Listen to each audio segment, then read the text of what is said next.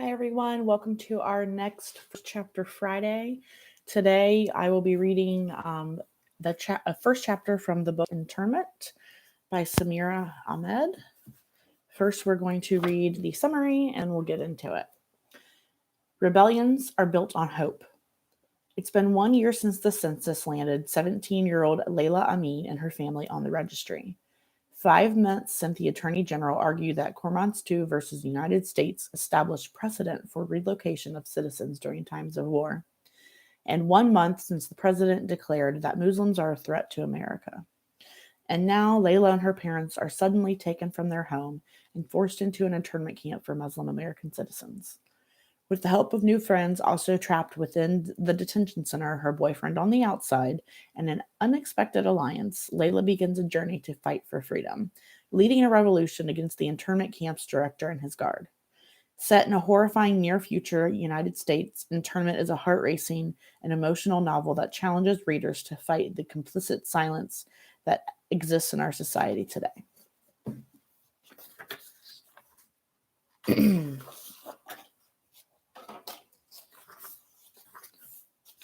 So, here we go. The first chapter of Internment. I'm going to take the book jacket off. There we go. I strain to listen for boots on the pavement, stomping, marching, but there's nothing. Only the familiar chirp of the crickets and the occasional fading rumble of a car in the distance, and a rustle so faint I can't tell if it's the wind or the anxious huff of my breath. But everywhere it's the same as it's always been. The perfectly manicured lawn of Center Square, the gazebo's twinkling fairy lights, the yellow beams from the porch lamps at every door. In the distance, I see a funnel of smoke rising into the air. Most of the town is at the book burning, so I should be safe, or at least safer. I don't measure time by the old calendar anymore. I don't look at the date. There's only then and now.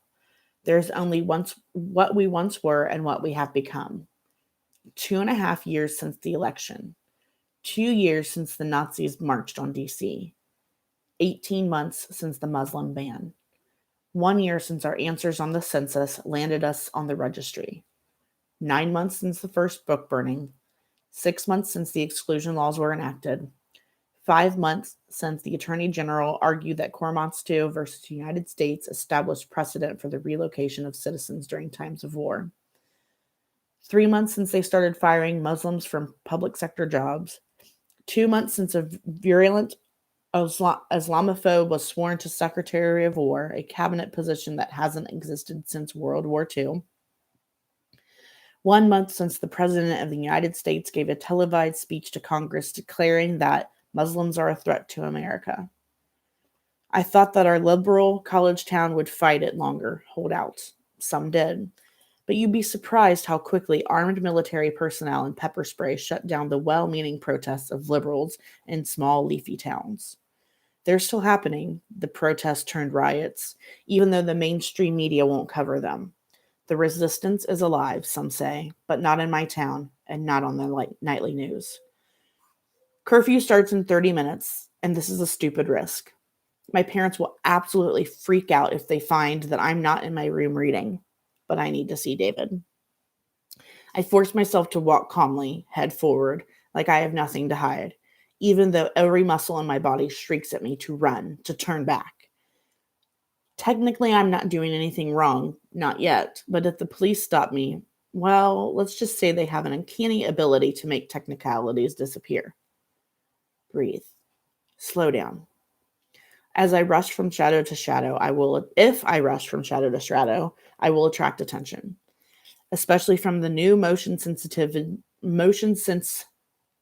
security cameras mounted to the street lamps. Curfew hasn't started yet, and I'm allowed outside right now, but it's already dark. Even here, where almost everyone knows me and my parents, maybe because of that fact, my heart races each time I step out of the house. I cross at the light, waiting for the walk signal, even though there are no cars. I spy a flyer for the burning taped around the lamppost at the corner. Join your neighbors. The words are superimposed on a cascade of banned books, dangerous books. I hard knot forms in my stomach, but I keep walking, eyes still on the poster, and bump headlong into a woman rushing in the opposite direction. She stumbles and drops her bag. Books and flyers fall to the ground. I bend down to help her pick up her things. Sorry, I wasn't looking where I was going. I try to be polite, deferential. Stay calm, I say to myself. It's not past curfew yet. Don't act guilty. You're not guilty of anything. But these days, actual guilt is an afterthought.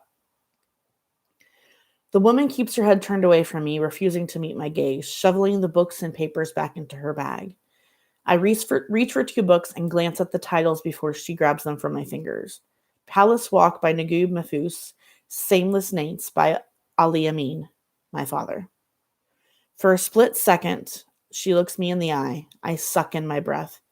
Mrs. Brown, I'm sorry, my voice fades away. Mrs. Brown owns the Sweet Spot on Jefferson Street. She made my favorite birthday cake ever, a green frosted Tinker Bell confection for my 5th birthday. She narrows her eyes at me, opens her mouth to speak, and then clamps it shut. She looks down and pushes past me. She won't even say my name. Her flyer for the book burning somersaults away in the breeze. I shrink into myself. I'm afraid all the time now. Afraid of being reported by strangers or people I know, or being stopped by police and asked questions to which there are no answers.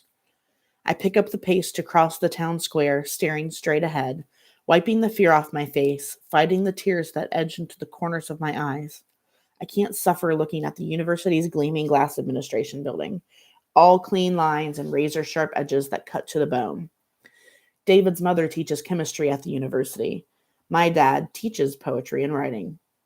Did teach, I should say, until he was fired, mysteriously deemed unqualified for the tenured professorship he had had for over a decade. That's another before. 2 months since my dad lost his job. My mind lingers on Mrs. Brown. She knows me. She's seen me. And in minutes, I'll be in violation of curfew. I'm obviously not going to the book burning. I should be home. A hard knot grows in my stomach. I remember a lesson from my psychology class about an experiment in which volunteers were asked to torture people who were in another room by pressing a button that supposedly delivered an electric shock. It didn't really, but the volunteers didn't know that at all, and all they heard were screams. Some resisted at first, but most of them pressed the button eventually, even when the screams got louder. David is waiting for me at the pool house in his neighbor's yard. They're on vacation in Hawaii. Vacation. I can't even imagine what it would like to be able to go on a vacation right now and not worried about being stopped by the TSA for a secondary search that could lead to being handcuffed on the wall for hours, or worse. David is taking a risk too, although we both know it's not the same for him. He may be brown, almost browner than me, and Jewish, but right now it's my religion that's in the crosshairs. We were suspended for 2 days from school for kissing in the hall, in the open where everyone could see. But we weren't breaking any laws. Not technically. But I guess the principal didn't want to look like he was encouraging relationships between us and them. Apparently PDA is against school rules, but I'd never heard of anyone pulling suspension for it. Even worse, although David got booted too, only my parents and I were called in for a lecture about how I should know my place at school, keep my head down, and be grateful for the privilege of attending classes there. I was gobsmacked. My dad nodded, took it in stride. My mom did too, even though she wore a scowl the entire time we were in the office. Then when I started to open my mouth to say something, my mom shook her head at me. Like I'm supposed to be thankful to go to the public school where I've always gone and the town where I've always lived. Why were they so quiet? Especially Mom. She's never quiet. I left school that afternoon and my parents were too scared to let me go back. The pool house door is ajar. I catch my breath for a second before stepping inside. Layla, David whispers, touching my cheek with his fingers. David has his dad's gray-blue eyes and his mom's deep golden brown skin, and a heart bursting with kindness. A single candle glows at the center of the coffee table. He's drawn the curtains in the small studio space. A white sofa piled high with navy blue pillows, some with applique anchors on them. A couple of overstuffed armchairs, lots of faded pink and ivory seashells in mason jars. And on the wall, a framed poster declaring life's a beach against white sand, a circular sky, and sea. We're alone. I imagine that this is what it must felt like decades ago, before the cold lights of computer screens and tablets and phones permanently eliminated the peace of darkness from our lives. Without saying a word, I walk into David's arms and kiss him. I pretend the world beyond the curtains doesn't exist. Being in his arms is the only thing that feels real right now. It's the only place where I can pretend, for a moment, that we're still living in the before and the way things used to be. I pretend that David and I are making plans for the summer, that we'll play tennis some mornings, that we'll go to movies. I pretend that I'll be graduating in a few months and going to college like my friends. I pretend that David and I will exchange school hoodies. I pretend that high school relationships last into college. Most of all, I pretend that this magic hour is the beginning of something, not the end. We sink into the sofa. While we kiss, he runs his fingertips along my collarbone, a whisper-light touch that makes me shiver. I nuzzle my face into his neck. David always smells like a nose-tickling combination of the floral laundry his mom buys and the minty soap he uses. I know his mom still does his laundry. She babies him. I tease him about it, about how in college all his white clothes will come out pink because he won't remember to separate his wash. I sigh. I brush my cheek against his, feeling the odd patch or two of uneven boy stubble. We hold each other and hold each other. It would be a perfect moment to freeze in time and make into a little diorama that I could inhabit for eternity. But I can't. I rest my chin on David's chest. I wish I could stay here forever. Is there a magic portal that will transport us to some other dimension? A Time Lord, maybe? Should have stolen the TARDIS when I had a chance. My dad badgered us into watching Doctor Who, starting with the old school episodes, and we got hooked. Since then, we've had on and off binge watching sprees. Despite the sometimes ridiculous production values, the monsters can be terrifying. It's one of our things. I give David a small smile. He could always make me laugh, but humor stabs now. I miss dumb banter. I miss laughter that doesn't make me feel guilty. I miss laughter that is simple joy. Everything about being with David feels natural, like the crooked, happy smile he's wearing right now, like the comfortable moments that we can pass in silence, like our ability to just be with each other. We've known each other since grade school, but it was last year at the homecoming bonfire that we had our first kiss. David sat next to me and took my hand, intertwining his fingers with mine. It felt like waking up to a perfect sunrise. Around us, everyone was drinking and rowdily mock singing the school fight song and making out, but all we did was sit there, holding hands. And as the crowd started to thin and the shadows of the dying embers, I turned to look at David. And when I wiped a bit of white ash from his forehead, he brought my hand to his lips and kissed my fingertips. I reached up and kissed him, my heart pulsing in every cell of my body. Looking back now, I think I gravitated towards David because he, like me, was different. His dad's family is Ashkenazi, and on his mom's side are Jewish refugees from Yemen. Maybe politics and borders were supposed to keep us apart, but David and I built a safe space, a nest where our differences brought us together. I look into David's eyes and squeeze his hands. We both know that I have to go, that this evening can't last. Without a word, we stand up from the couch.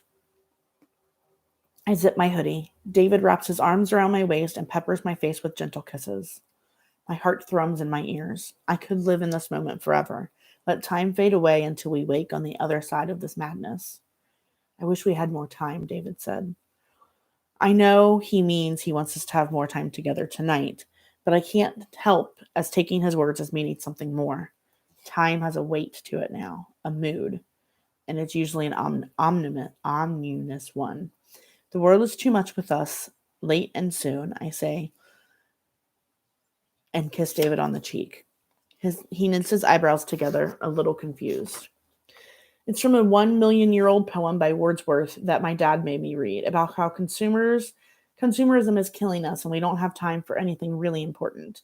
But I sometimes read it out as it is. The world is out of whack. Our phones beep at the same time. I check my screen and a wireless emergency alert flashes. One people, one nation. Tune in at 9 p.m. for the President's National Security Address to be broadcast on all channels. It's a reminder about the weekly speech tonight. 2 weeks ago, the President's speeches became required viewing. All other programming on television and radio stops. The internet doesn't work. The text of the speech rolls across phones. Technically, I suppose you could turn your television off, but my parents keep it on with the volume low. My parents are too afraid now of making mistakes. Can you believe this crap? These alerts are supposed to be for like missing kids, not speeches from bigots. David shakes his head and squeezes my hands tighter. I really have to get back, I say. The bonfire will be over soon. People will be walking home. I think of bumping into Mrs. Brown, her squinting eyes. My mom will die if they catch me. David takes a step back. His jaw clenches before he speaks. Bonfire? Let's not use euphemisms. They're burning books in the school parking lot. They're fucking burning books. My mom's a damn professor and she's going along with this. And my dad, both of them, really? I know, I whisper. It's my dad's books. His poems. My voice cracks and my tears fall down my cheeks. I brush them away with the back of my hand. They're burning his poems. He pretends it's not happening, but those words are him. He's trying to hide it, but I know it's killing him. Both of my parents. All of us. Is this how the end begins? It's not the end of anything, he says, especially not of you and me. Sure. Right. As if your parents haven't forbidden you to see me. It's my dad. He's being a total asshole. And my mom, she's going along with him. I think she's too terrified to speak up. Part of me thinks I should say something. Tell David his parents aren't so terrible. But I can't. I won't. They stay quiet, using their silence and privilege as a shield to protect themselves. We'll fight this. People will fight this. Are fighting, David says, trying to reassure me. I know he thinks he needs to be strong, to make it seem like he believes his own words, but I don't think he buys it. I can tell from the way his smile curves down at the edges. I can tell because his left hand is balled into a fist, even as his right arm envelopes me. I nod and give him a grin that doesn't reach my eyes. We accept the lies we tell ourselves and others, I suppose. It's one of the ways we are surviving the day-to-day without going mad. At least this isn't pretend. I nestle into David's chest and he kisses the top of my forehead. When we first got together, I thought it might be weird to date a friend, someone who'd known me for so long. The first time we walked through the school doors and down the hall holding hands, my palm was so sweaty it kept slipping away from David's. He held on tighter, knitting his fingers through mine, kissing my forehead when he dropped me off at my locker. Easy, natural, kind. Like we were something he knew we'd always be. There's a rustling outside the window. Our heads snap up. A bright LED beam dips back and forth across the lawn. David raises a finger to his lips. I don't move. I can't move. My heart pounds in my chest. Almost after an eternity, the light goes out. You've got to get home, David whispers to me. I'll walk you. No, it's too dangerous. It's more dangerous for you. I look at my watch, 17 minutes past curfew. What was I thinking? We clasp hands and tiptoe to the door, slowly opening it. David sticks out his head first, then he whispers, it's okay. No one's out there. I take a deep breath and step out. That was close. Too close. This was foolish, perfect, but stupid. We race across the lawn, an acid burning heavy smell in the night air. Over the tops of the roofs, a column of smoke still rises, higher now than before. Blackish gray wisps of words and ideas and spirits that burnt Kurnabi, ascending to heaven for acceptance. I can't tell if the tears in my eyes are a count of smoke or grief. Stop! A voice like sandpaper yells from behind us, flooding the darkness with a cruel light. We keep running, faster now. Go, David shouts to me as he slows to swivel around, pulling his hand from mine. I stop, almost stumbling over myself. I can't leave you. David rushes past me into the darkness. It's not me they want. Run. And that's the first chapter of Internment. Happy first chapter Fridays.